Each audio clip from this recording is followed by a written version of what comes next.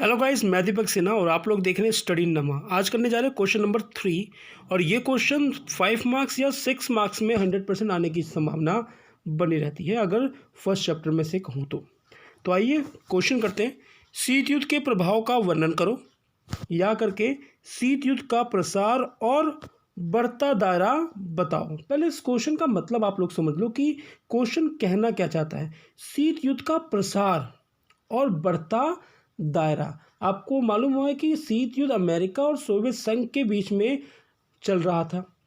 इन दोनों की एक ही मंशा थी कि अपने दायरे को कितना बड़ा कर लिया जाए कि दूसरी शक्ति को हराने में आसानी हो, और इनका यही प्रयास होता था कि अपने आस पड़ोस के जो देश हैं उन देशों को आर्थिक सहायता देके, कोई मदद करके या कोई मजबूरी से उनको अपने खेमे में शामिल कर लिया जाए कि अगर युद्ध हो तो वो देश उनका सपोर्ट करे।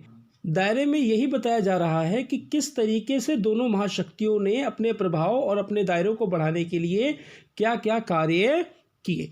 तो आंसर करते हैं। पहला पॉइंट, बर्लिन संकट / नाकाबंदी। दूसरे विश्व युद्ध के बाद जर्मनी को 2 भागों में बांट दिया गया। पश्चिमी जर्मनी पर अमेरिका, फ्रांस और ब्रिटेन का आधिपत्य था, यानी कि पश्चिमी जर्मनी पर अमेरिका, फ्रांस और ब्रिटेन का आधिपत्य यानी कब्जा था, जबकि पूर्वी जर्मनी पर सोवियत संघ का कब्जा था। 1945 में जर्मनी में आर्थिक संकट आ गया जिससे बेकारी, भुखमरी बढ़ गई और अमेरिका उनको आर्थिक मदद देना चाहता था। स्टॉप, यहाँ तक ध्यान समझना। देखना, आर्थिक मदद देना चाहता था। आर्थिक मदद देगा तो ऑटोमेटिकली जर्मनी किसके एहसानों तले आ जाएगा? अमेरिका के एहसानों तले आ जाएगा और अमेरिका अपना मनचाहा काम निकलवा सकता था जर्मनी से। आगे बढ़ते हैं। परंतु 1948 में सोवियत रूस ने बर्लिन की नाकाबंदी करके शीत युद्ध को चरम सीमा पर पहुंचा दिया। नाकाबंदी कर दी सोवियत रूस ने बर्लिन और पश्चिमी जर्मनी के बीच यातायात, संचार व्यवस्था और आवागमन को बिल्कुल ठप कर दिया। ये नाकाबंदी 11 महीने तक चली। सोवियत संघ ने बर्लिन की दीवार बनाई ताकि पूर्वी जर्मनी के लोग पश्चिमी जर्मनी ना जा सके। स्टॉप, यहाँ तक देखा। सोवियत संघ ने बर्लिन की दीवार खड़ी कर दी जिससे कि अमेरिका जिस प्रकार की आर्थिक सहायता देना चाहता था वो जर्मनी के लोगों को ना मिल सके। आगे बढ़ते। 1949 में पश्चिमी जर्मनी में संघीय गणराज्य स्थापित हुआ तो पूर्वी जर्मनी में साम्राज्यवाद की स्थापना हुई। यह बर्लिन की दीवार 1989 में गिरा दी गई और जर्मनी का एकीकरण हो गया।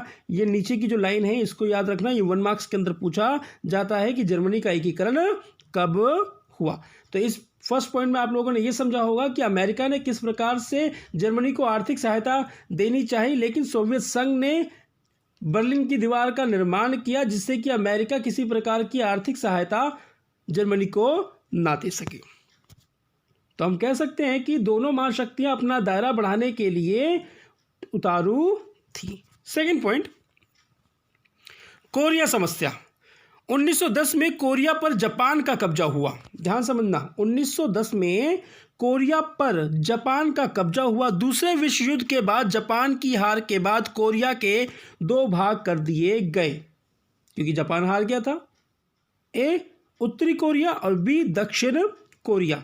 उत्तरी कोरिया की सरकार साम्यवाद का समर्थन कर रही थी, यानी कि सोवियत संघ ने जिस व्यवस्था को अपना रखा था उसका समर्थन कर रही थी, जबकि दक्षिण कोरिया की सरकार पूंजीवाद का समर्थन कर रही थी।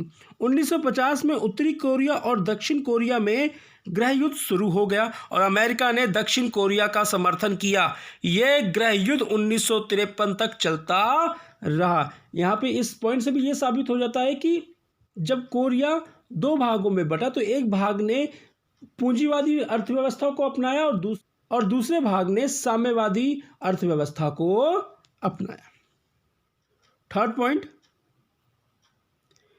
चीन में साम्यवाद की स्थापना। माओ चीन में साम्यवाद की स्थापना करना चाहते थे। उन्होंने चियांग कई शेक को हराकर वहां पर साम्यवाद की स्थापना करी। स्टॉप, यहाँ पे 1 नंबर का क्वेश्चन पूछा जा सकता है आप लोगों से कि माओ ने किसको हराकर साम्यवाद की स्थापना करी थी। तो किसको? चियांग कई शेक को हराकर साम्यवाद की स्थापना करी थी। आगे बढ़ते हैं। शीत युद्ध के कारण अमेरिका ने चीन को कम्युनिस्ट सरकार को मान्यता नहीं दी। साम्यवाद इंग्लिश में कम्युनिस्ट बोलते हैं। ऐसे में सोवियत संघ और यूएसए में मनमुटाव बढ़ गया। सोवियत संघ और यूएसए में मनमुटाव तो बढ़ गया, मगर यहाँ पे एक बात नोट करने की यह है कि भारत ने चीन का समर्थन किया था जब उसने साम्यवादी व्यवस्था को अपनाया था। पॉइंट नंबर 4, वियतनाम युद्ध समस्या। ये पॉइंट थोड़ा लंबा होगा, ध्यान से प्लीज समझना। वियतनाम जो कि फ्रांस का उपनिवेश था, फिर से रिपीट कर रहा हूं, वियतनाम जो फ्रांस का उपनिवेश था, जो दूसरे विश्व युद्ध में जापान के कब्जे में आ गया।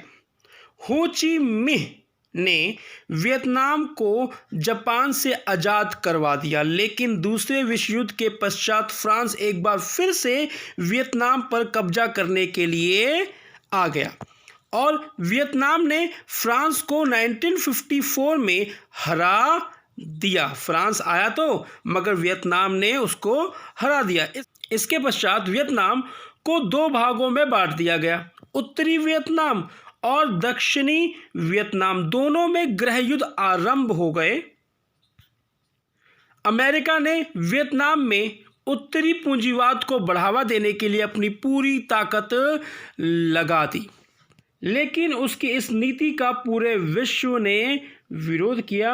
अंत में अमेरिका ने अपनी सेनाएं हटा दी और उत्तरी वियतनाम ने दक्षिणी वियतनाम पर कब्जा कर लिया और वियतनाम में साम्यवादी सरकार बनी।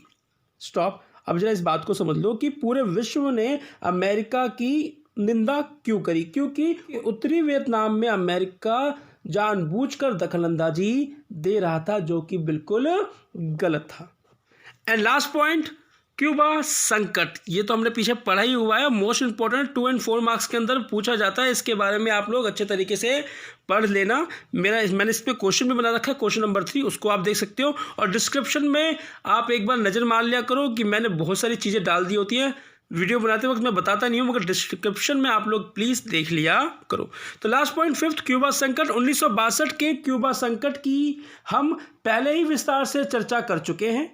इस संकट ने विस्फोट रूप धारण कर लिया था, पर रूस के प्रधानमंत्री निकिता ख्रुश्चेव द्वारा संयम से काम लेने पर स्थिति संभल गई, क्योंकि कहा जाता था क्यूबा मिसाइल संकट तीसरा विश्व युद्ध का पूरा चरम बिंदु था, कि पूरे विश्व को लग गया था कि तीसरा विश्व युद्ध हो जाएगा। मगर निकिता ख्रुश्चेव ने अपनी समझदारी का परिचय दिया और क्यूबा से अपनी सारी मिसाइलें हटवा ली। तो इसी के साथ ये क्वेश्चन का आंसर यहाँ पे ख़त्म होता है। आप लोग क्वेश्चन आंसर कहीं ना कहीं से याद तो करोगे ही, मगर दीपक कुमार सिन्हा के नोट्स से आप अब आंसर देखो, आपको मालूम चल जाएगा कि कौन सी लैंग्वेज ईजी है। तो मिलते हैं नेक्स्ट वीडियो में। अपना और अपने परिवार का ध्यान रखें। जय हिंद, जय भारत।